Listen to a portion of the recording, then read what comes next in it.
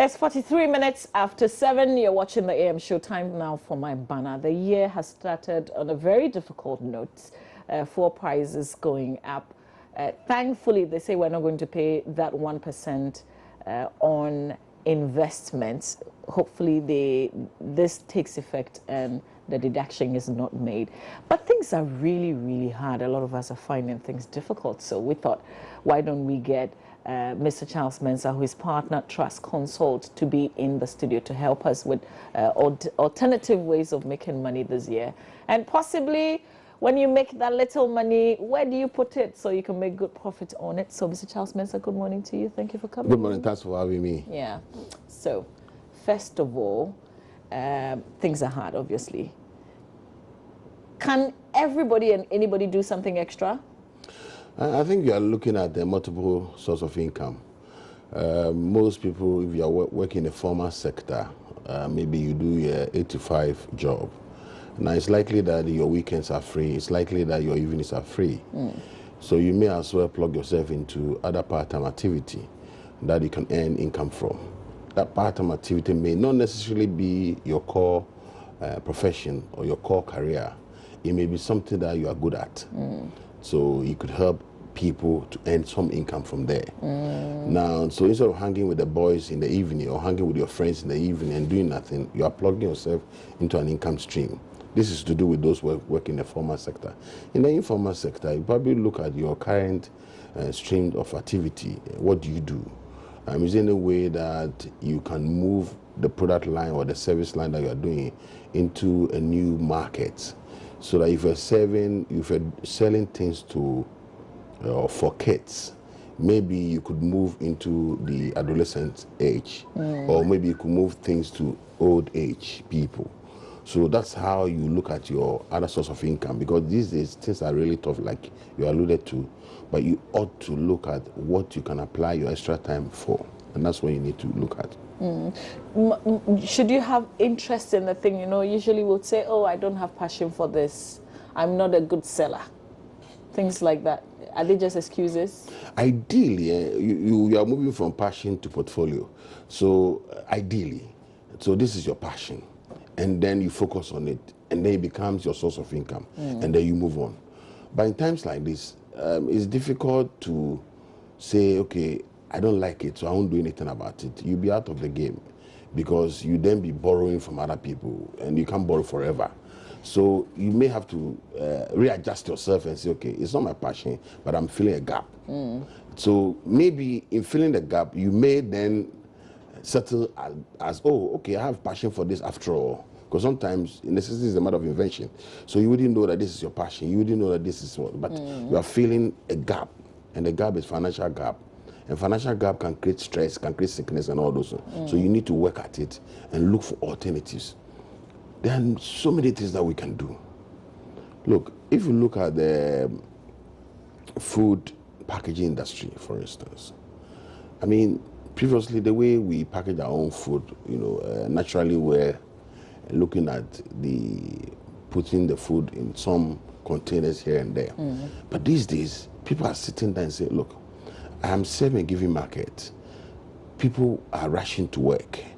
I can package my fruits, chop them to pieces, package them well, add those little things that you can, eat with, and then sell it on the roadside. So you see a lot of innovation at the roadside. I'm referring to the informal sector. When you drive through the main street early morning on the N1, for instance, you see our dear, ladies. They've done pretty well with the fruits because there's been a drive for people to eat fruits and things like that. Yeah. So they package it well early morning, and then it's there, it's rubber and everything, and they're selling it, and there's an extra cost. So this is things that we can avert our mind to as a way of supporting people, because the person who wants to start that particular business probably doesn't have any income or doesn't have any funding support. So you, as a formal sector person who can raise like 1,000, you can go into partnership with these people. All it takes is to stop your car one day and have a chat, and you could be in there. I've encouraged a lot of people to go into those kind of partnership with people in the informal sector. Because in the informal sector, they don't have serious source of funding support, but they have ideas, petty ones, but it brings money. We have people also funding those selling credits for for the mobile units. And they have people supporting them, funding. They are buying it and they share the commission of 3%, 4%. And it's helping. So these are all the multiple streams. Don't look for the big fish. Don't look for, I'm looking for activity that can give me 10,000 Ghana every month or every 2 months and all those. No. Hit an activity that can give you some regular 20 Ghana a day or some regular 200 Ghana a day. Before you know, that will culminate into huge sums of money, and then you'll be firing. Let's also explore. This is the beginning of a term, actually, for schools. And earlier, when I did announce that we're going to have this conversation, somebody said, "I've paid half of the fees, and I'm regretting even paying it because now I don't have money at all." How do you solve this whole school fees paying thing? You see, I've had occasion to address a gathering, and I spoke on two things, especially Christmas. I said, Christmas is only 4 days. Don't forget that immediately after Christmas, you have bills to pay. So part of your Christmas calculations ought to include your children's school fees, because your child didn't spring up all of a sudden. Gradually, you saw that Kojo will go to school in January, or class 1, class 2, class 3. So we must think through that. But we have the tendency of saying that, oh, I would go to my office and ask for salary advance. And therefore, I may as well have fun with the money that I have in hand. So that I'll go to the office for a salary advance. Or I have an uncle or a friend that I can borrow from. So we plan around these things, and it becomes a major task. So the encouragement and the things I said was that, look, you can either do an insurance for your child that you pay a certain amount every day or every month, depends on the source of income. I use every day because some persons earn income daily basis. But you can, if you do monthly basis, you can do that. So you take the school fees, maybe you have 3 times in a year. What's the totality of the school fees? If you do the totality of the school fees and speak to an insurance company, which they do, the life insurance companies, that this is what I'm paying or I will be paying, and these are the times. I want to pay something on installments. How do I plug in? They'll do the calculation and tell you this is what you have to do. Once you do that, your children will go to school without any headache. But and that can help. But we have the tendency of taking things for granted. Don't. And I don't encourage people to borrow to pay school fees. The reason that it gives you stress. At the point in time, you even when the child sees you or you see the child, you are worrying me too much. Yesterday when I went, they didn't give me the money, so you shut out the child. So the child probably look at it that is going to school a problem. Then he will backtrack in terms of studies. So we need to find an active way, because look, you can't pay the school fees, and yet when there's a funeral at home, you are going to look for money to support it. We need to put our priorities right. And I think that the multiple streams of income, the way we do things, the way we purchase things, people in Ghana these days purchase things that they want, not what they need. So it creates a problem. Many a times we go to the shopping mall, we go to the market, and we buy things because we saw that it's cheap. Do we need it? We don't. But how about maybe you're buying and you probably don't need it immediately, but you because the price is low, you want to buy it and keep it. Yeah, but you're until the time when you need it. You're locking capital, you're locking money. That's the alternative. That's opportunity cost. That's what we should look at. So don't look at the 3 for 1 or 3 for 10. Don't look at those things. Do you need it? Because else you would have locked money in there. And you go to people's houses, you see the number of clothes or food and things that they've packed there that they don't really need. And at a point in time, they take the chance of saying that, oh, after all, I didn't need these things. Because that adrenaline, that push, that immediately you saw the thing that I want it. Please step out of the shop and see whether that thing will come again. If it doesn't, that means you don't need it. And it's very important. So I like also to encourage people that when you're going to the market, try to script, try to list the things that you need. Because you have a tendency of saying that I'm going to the market to buy this food stuff. Now, because you didn't list it, you go there and you're buying, and then you see this one, you buy. Then you go home and you go and buy, you send your kids to go and buy things at the junction because you missed it.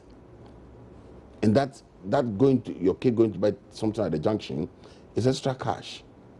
And extra cash means that the money that was meant for something, electricity bill, you are using it. Yeah. And that's the kind of things. So we shouldn't take things for granted. It's time that we should reflect and look at our trend, our cost, and then we should be able to come out clean. So what if genuinely what you earn cannot meet the expenditure that you make? Genuinely, what you earn will never meet the expenditure. Is to do a reality check. Do your expenditure analysis. And you probably would think that you ask yourself, do I even still need to spend money on this item?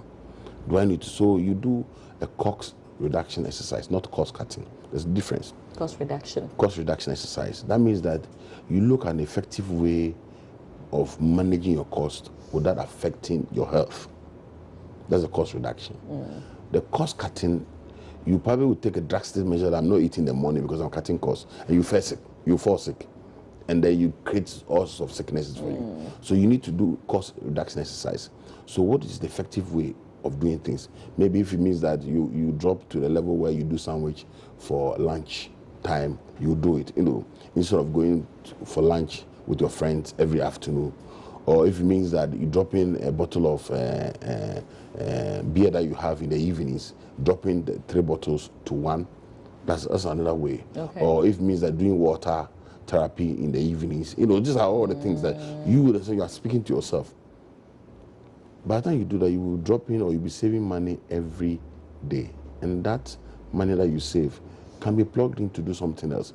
All it takes is 5 cedis, 2 cedis. It's very small, but by the time you add them up, you notice that your figures have gone up. And that's what we need to do. Okay. I've also encouraged people that look at how much we spend on telcos, on phones and all those things. If you do a critical analysis of how much you spent and how much value you've gotten out of it, you notice that you are wasting a bit of money. So we should look at these things carefully and make sure it's just a little, it takes one step and you save them gradually. But somebody will say, I'm buying units for 5 cedis or 10 cedis. I hear. This is how we sound. But if you take a critical look for 1 month and you notice that how much you've spent on that thing, you are spending a lot of money. So rather, I told friends that instead of buying a unit on the phone, ask them to do the money transfer on your phone. Okay. So after all, then you are having savings on your phone instead of having usage of credit on your phone. Okay. So at the end of the day, unless it's really required, then you can transfer that unit to buy credit on your phone. If not, your money is locked there. So your friend who is giving 10 cedis, 20 cedis to buy credit, all you have to do is tell a friend that to do money transfer of 5 cedis, 10 cedis. Instead of buy the credit buy for a credit. So you are loading it gradually. Yeah, you are loading it. And then you use it when necessary, when it's pretty urgent that you have to. Then maybe you transfer the money into the unit, and that can save you. So these are the little tips that we have to avert our mind to. Now, when you make that little money, where do you put the money? Because sometimes you feel that it's not big enough for me to go all the way to the traditional bank to go and keep it, maybe buy some treasury bills or something like that. And with the examples of the small savings companies with all the challenges today, particularly in the Bonahafo region, where do you keep that little money that you make? The first core point when you make such is to probably look at a mutual fund, because you don't have that kind of number for a treasury bill. So the mutual fund normally sold by finance houses, the enterprise insurance, the data banks, the SIC, it's there. So you can buy unit, they sell it in units. Okay. And each unit has a price. Now the value of the unit changes almost every now and then, quarterly, yearly. So if you bought a mutual fund unit for, let's say, for example, 30 Ghana cedi per unit, that unit can go up by end of the year to 35, 45. So that means that your investment is gradually growing. So people can buy unit. Yes, some start with 500 Ghana. So as soon as you save money for 3 months and you think that you have another 300, 400, you just walk into those mutual fund firms and then you buy. Those are investment experts. They know the market. So they can invest in treasury bills, they can invest in shares, they can invest in bonds, and then they aggregate the profit that comes and share according to the units that people have. Okay. So you are living, and then they take a bit of management fees in totality. So you would have your mutual fund or your unit growing, and then when it hits some point, you probably can exit some and then buy treasury bills out of that. Okay. You know, so those are the petty or the little things that you can do. Now, instead of you going in to buy or to contribute, they said when you invest in this particular microfinance company, you earn income. Yeah. You probably get double the money or something. Yeah, but come to think of it, if you look at the concept of microfinance is supposed to rather lend you money, not to take your deposit. We've just swing it, here. But it's supposed to lend you money because you yourself, you can't go to the mainstream banks. And it normally operates in the rural areas, not in the cities like we see these days. So when they lend you money, then you trade with it. And then gradually, of course, when they lend you money, interest is high. So you trade with it until you become of age that you can go to the mainstream. So usually they will not lend you too much like the mainstream bank. They'll lend you something small, and it's for just a short term. Hopefully it's filling a gap, and that can give you some form of income. But they've swung it the other way around. They're rather taking people's deposit, and they're not the deposit taking firms. So if you have huge sums of money and you want to play with it, your minimum reference point is a treasury bill rate. If anybody is giving you more than a treasury bill rate, because the return is risk plus treasury bill rate. Now, the higher the risk, the higher the return. So if the person is offering you a higher return, that means that the risk is high. And that's what they are facing there. And when you say this, and people just ignore it. Ignore it because, oh, you don't know what you're talking about. You don't know. But it's real. The minimum return on investment in any country is the treasury bill rate, because normally we call it risk-free rate, all because we assume that government really cannot go bankrupt. Yeah. When a need comes to be, he will raise more taxes, so they cannot go bankrupt. And therefore, when you lend to government, that's the minimum return or the return that you will get. Now, if that be the case, and somebody else says that bring your money, the person would then say, okay, I'll give you 2% above treasury bill rate or 3% above treasury bill. But the whooping 60%, 55%, too good to be true. You have to look at it critically. More especially when it comes to micro finance, because they are supposed to be lending you a bit of money to work with, not the other way around. Not you giving them your deposit. Please, it will not help.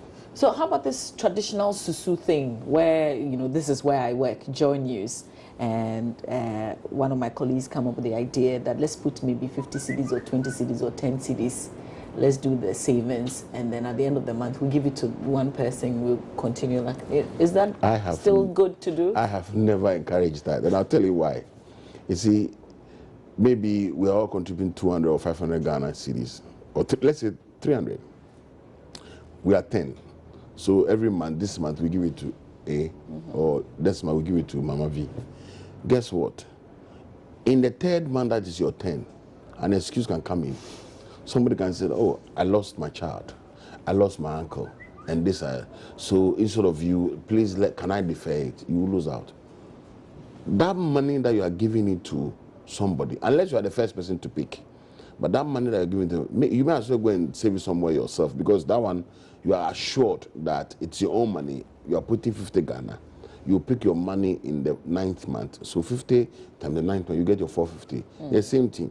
You don't have a risk because it's yours. This one have a risk because anything can happen amongst the team. Unless, of course, you are the first to pick. And which obviously you will not be the first. Don't risk it. Don't risk it. It's too risky.